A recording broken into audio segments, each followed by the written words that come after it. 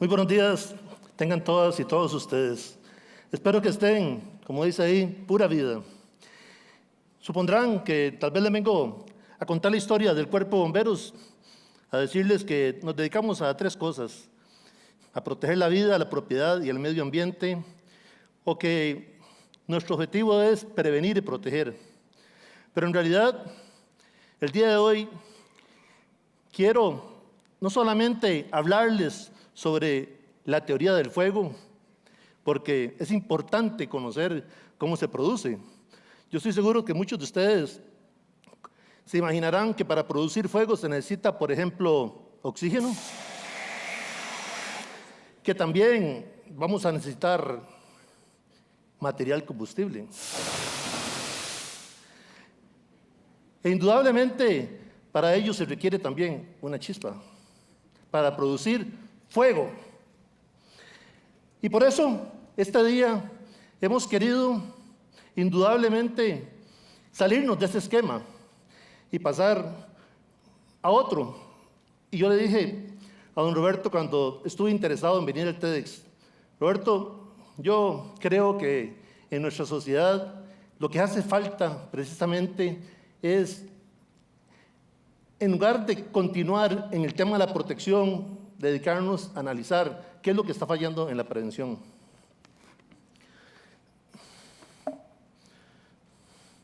Y para ellos quisiera empezar relacionando el tema con esta frase. Esta es una frase muy usada en Costa Rica.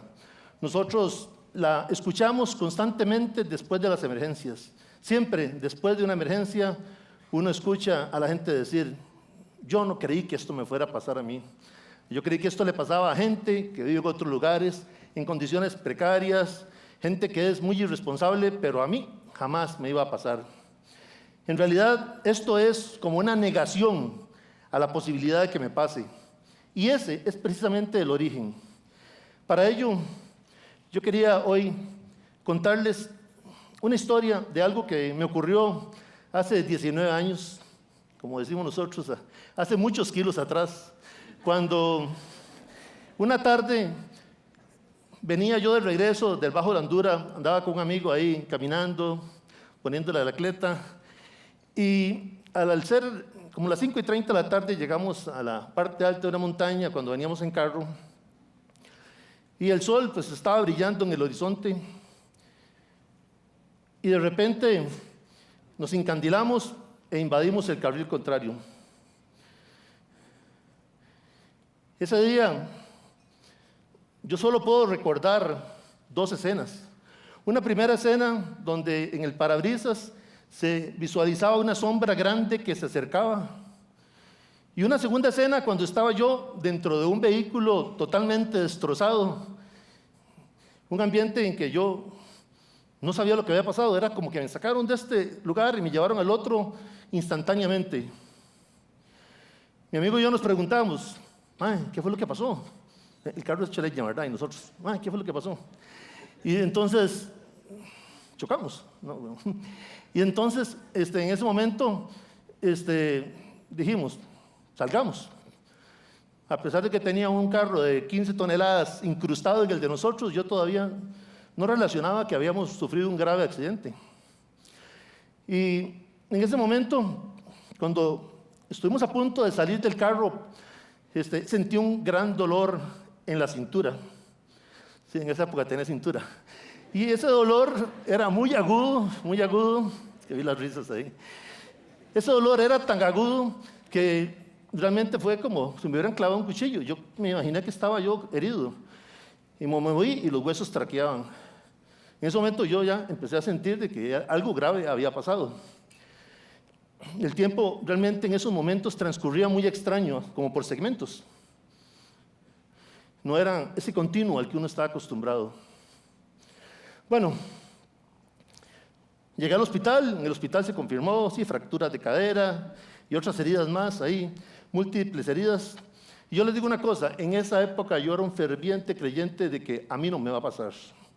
Era una persona que decía: a mí jamás. Y eso que en esa época yo era el jefe del departamento de prevención, o sea, los que andan buscando riesgos y minimizándolos, ¿verdad? Y yo pues me consideraba bastante inmune a que me ocurrieran estas cosas. Bueno, ocurrió que llegué al hospital y estaba con bastantes fracturas y ahí me pusieron una serie de prótesis en las rodillas, en la cadera, me armaron.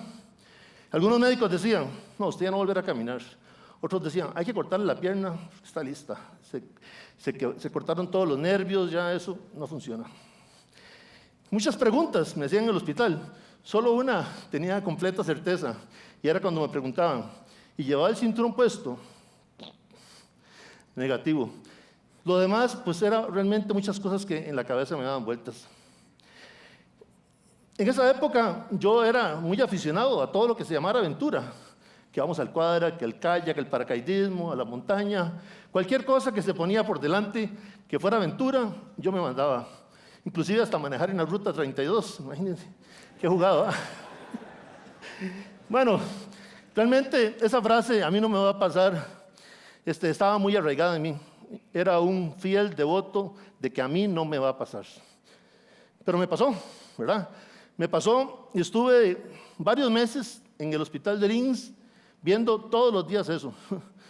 Yo sabía cuántos huecos tenía cada difusor, tenía un cronometrado la hora del desayuno, el almuerzo, la cena, o sea, mi vivir era comer aquí de verdad y estar viendo el cielo raso. Era una época de mucha frustración. Yo tenía mucha rabia, o sea, todo el día pasaba, ¿y por qué a mí? ¿Y por qué a mí? ¿Por qué a mí? O sea, era un tema ahí recurrente. Entender qué era lo que me había pasado, no era en lo que yo estaba en la negación, Bueno, un día, un super notición, me dice, Héctor, lo vamos a pasar a la silla de ruedas. Y yo, O sea, para mí fue una cosa maravillosa cuando me dijeron que iba para la silla de ruedas. Entonces, le arrimaron la silla ahí. Y rapidito, me monté en la silla y me dijeron, quédese quedito, ahorita venimos por usted, vamos a sacar a aquellos primero. Y yo no, ¿verdad? Jalé rapidísimo, desesperado, buscando el sol, el viento, el calor, o sea, ver árboles, o sea, cosas que uno realmente las ve todos los días, pero cuando lo privan de eso, es otra cosa.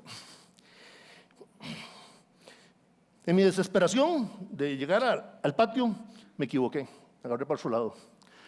Y cuando llegué a un salón, digo, me perdí. Me encontré una serie de personas, todos muchachillos de 20 y resto de años, acostados. Y yo me animé a ingresar un poco para ver qué era lo que estaba pasando. Y vi que babeaban, que las moscas les pasaban y nos espantaban. Y yo, ¿qué digo? ¿Qué es esto? Y eran todos cuadriplégicos. Carajillos de 20 y resto de años, ya comienzo a preguntar, le habían pasado accidentes muy, muy parecidos al que me pasaron a mí. Y yo dije, inclusive accidentes menores al que me pasó a mí, y estaban cuadriplégicos. Entonces yo dije, aquí hay algo raro. Yo ando ahí quejándome por el dolor y por la tristeza y que no voy a hacer esto. Los brazos me sirven, una pierna me sirve, o sea, el cerebro más o menos me sirve. Entonces yo digo, ¿qué pasa aquí? Hay algo que no está. En ese momento yo creo que empecé a entender una de las lecciones más importantes y que es el factor común de muchas emergencias, y es el aceptar. Y aceptar que me puede pasar no es una cosa fácil, porque les digo que lo vivimos todos los días. Aceptar que a uno le puede pasar no es algo fácil de decirlo. Tal vez fácil de decirlo, pero no fácil de interiorizarlo. Y yo decía, estos muchachos cuadriplégicos no se dan por vencidos. Siguen adelante, la siguen pulseando. Y ahí están. Y yo, ahí, llorando porque me quebró la cadera. Bueno, jalé para el patio finalmente. Y ahí, para el que no quiere caldo, 2 tazas, tome. Me encuentro un señor ahí, negro, grandote, de limón, y comenzó a hablar, ¿verdad? Me pidió que le marcara el teléfono, y ahí pues entramos en conversación, y le digo, ¿y qué le pasó? ¿Cuánto tiene de estar en la silla? Me dice, 65 años. Me dice que a los 17 él tuvo un accidente allá en los ferrocarriles, llevaba 65 años de estar en silla de ruedas. Ya tenía llagas en las nalgas y por eso es que estaba ahí, para que le curaran las nalgas. Entonces yo en ese momento dije, sí, definitivamente hay que aceptar. Y me ocurrió algo raro. Ese día, la frustración, la cólera, el enojo, todo para abajo. Ya en la tarde yo era otro. O sea, había aceptado lo que me había pasado de una forma pues impactante para mí, porque contrarrestar el caso de uno con el de otro tal vez no es lo idóneo, pero a veces son las cosas que nos llevan a la realidad.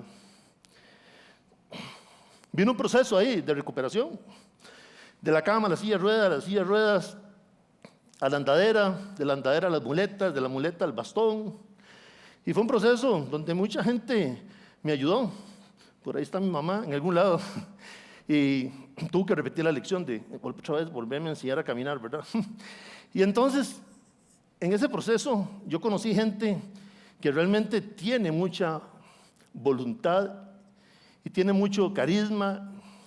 Gente que, pregunto yo, ¿quién estaría dispuesto a limpiar el trasero a un desconocido? A los que están al lado suyo, a la izquierda, le limpiarían el trasero. Y además, los motivarían a seguir adelante. Póngale, diga, siga adelante, no se rinda. Realmente hay gente con una vocación increíble que lo motiva a uno a seguir adelante y tienen eso. Ahí aprendí, indudablemente, una lección muy importante, la humildad. ¿Por qué?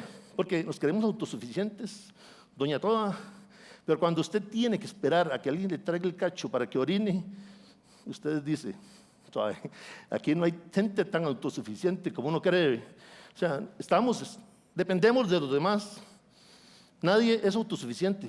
Y el que se lo crea, yo creo que están graves problemas. Y probablemente en nuestras vidas nos toca querernos autosuficientes, pero la realidad es que eso no existe. Bueno, pasó el tiempo, volví a la oficina, y en la oficina yo era, todo pasa por mí, el jefe, el más indispensable ahí, el que todo lo tiene que ver. Y qué sorpresa para mí, todo continuó normal. El trabajo se hizo día a día, nada se atrasó. Con suerte se lo hicieron mejor, ¿verdad? Y entonces yo dije, ¿qué pasó? No que yo era ahí, no. Nadie es indispensable. Nadie es indispensable. Y eso fue una lección que yo la aprendí ahí viéndolo. Y yo pienso, está bien, nadie es indispensable. Y eso es lo correcto. Por supuesto que es lo correcto. El mundo no puede depender de personas. No puede depender de que si alguien se muere, todo se acabó. Eso es lo correcto, que las cosas continúen. Y cuando uno no acepta eso, vive una contradicción con el mundo, porque eso no es lo correcto. Y eso no es lo que da la felicidad. Bueno, dentro de todo este proceso de recuperación, hubo un día que ocurrió algo especial. Ese día el pie no se movía y me dijeron, si usted no mueve el pie, el sistema ya óseo estaba todo reparado, pero el sistema eléctrico no servía. Entonces me dijeron, si no mueve el pie, no va a funcionar. Entonces me puse yo a tratar de mandar la señal para que el dedito se moviera, y el dedito gordo no se movía. Un amigo me dijo por ahí que pasó, de los compas que uno se hace en los hospitales, me dice, el cerebro muy carga, usted tiene que seguir mandando la señal, mandando la señal. Esto es como lo que hacemos ahora con las presas, ¿verdad? Hay rutas alternas que todos ya no sabíamos que existían, pero ya sabemos que existen. Y esas rutas alternas nos llevan al destino. Después de un tiempo hasta es más rápido por ahí. Y mandé la señal, y mandé la señal, y mandé la señal. Y finalmente, un día, el dedo se movió. Y era qué alegría. No les miento, pero ese día yo lloré. Además, tomé esta foto que está por ahí. Y si hubiera habido WhatsApp hace 19 años, fijo, la pongo en el perfil y se la mando a todo el mundo. Hasta me invento un video viral y esas cosas. También aprendí ese día con el dedito que nunca, es una lección tal vez ya muchos las conocen, pero muy cierta, nunca apreciamos lo que tenemos hasta que lo perdemos. Por eso, yo los invito en este momento ahí, cada uno en su lugar, a que manden una señal y muevan el dedito gordo. Eso es algo maravilloso, hacer eso es maravilloso. Y ese día pues también aprendí que a mí sí me puede pasar. 10 años después ya no hay enojo, resentimiento, siento que tuve una segunda oportunidad y aprendí que a mí sí me puede pasar, que a todos nos puede pasar. Escuché una pequeña explosión en la cocina, me levanté, abrí la puerta de mi cuarto para ir a ver qué sucedía. Cuando abrí la puerta de mi cuarto ya no pude pasar hacia la sala, estaba completamente la mitad de la casa en llamas. 2 amigos míos, una de mis amigas y yo decidimos meternos al mar. La playa estaba rotulada con mensajes de precaución. Estábamos los 4 ahí, en ningún momento sentimos como que el mar nos jaló. Ya yo vi el mar como en calma, más o menos. O sea, ya yo no veía olas. Entonces ahí fue donde me asusté y yo me di cuenta que yo estaba bastante adentro. Entonces yo lo que hago es empezar a tratar de nadar con más fuerza. O sea, yo digo, Diosito, ya no puedo más y simplemente me voy a dejar ir. O sea, yo quería como cerrar los ojos y dejarme ir. Yo iba en motocicleta para mi trabajo. Yo salí de mi casa, nada más veníamos, digamos, de mi lado iba solo yo. Para acá venían 2 carros y el señor giró a su izquierda, invadiéndome mi carril.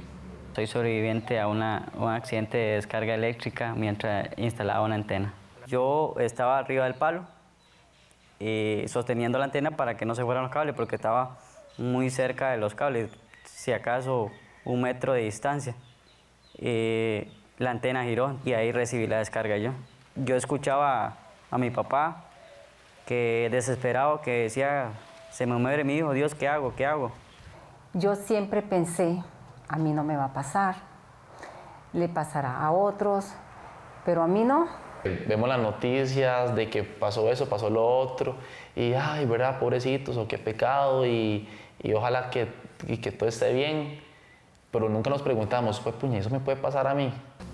Y bueno, y uno se levanta con todas las ganas de ir a trabajar y todo, y uno jamás cree que esto le puede pasar.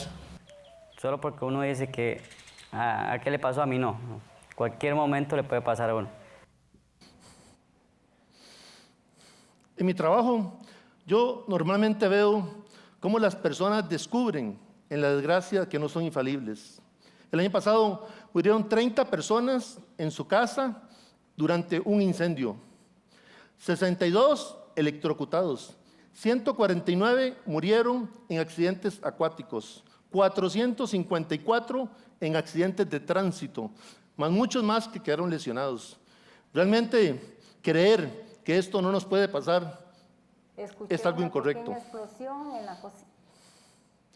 Los invito a 2 cosas para terminar. Primero, que admitamos que nos puede pasar. Les digo que es fácil decirlo, pero es difícil interiorizarlo. Que consideremos que podemos morir ahogados, que podemos morir en un accidente, que nuestra casa se puede quemar. Eso hay que aceptarlo. Y segundo, que no nos preocupemos.